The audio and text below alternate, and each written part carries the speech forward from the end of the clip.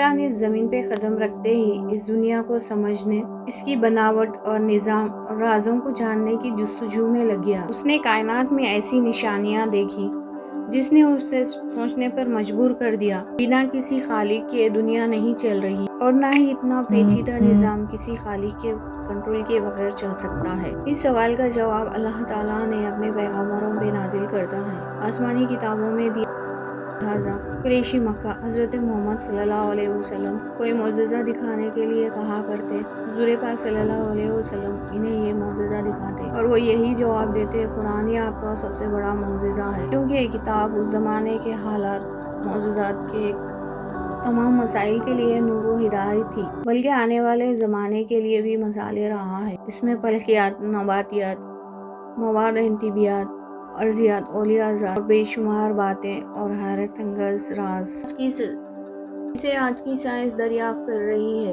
اور حیرت سے اس مقدس کتاب کی طرف دیکھ رہی ہے جو 1500 سال پہلے عرب کے بنجر صحرا سے نکلی۔ یہاں سائنس اور ٹیکنالوجی کا نام و نشان تک نہیں۔ اس مقدس کتاب میں اس کائنات کے بے شمار راز موجود ہیں، جس میں چند ایک نکات کا ہم ذکر کریں گے۔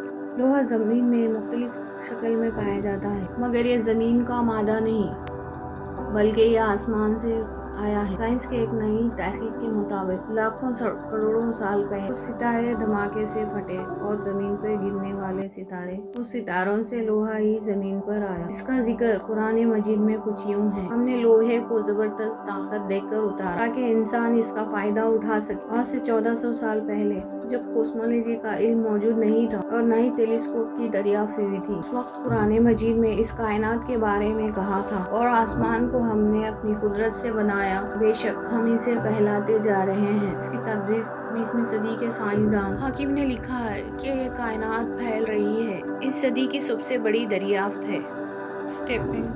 میرے چینل کو آگے بڑھانے کے لیے آپ کے تعاون کی ضرورت ہے۔ ملتے ہیں نیکسٹ ویڈیو میں، تب تک کے لیے اللہ حافظ۔ اپنا بہت سارا خیال رکھیے۔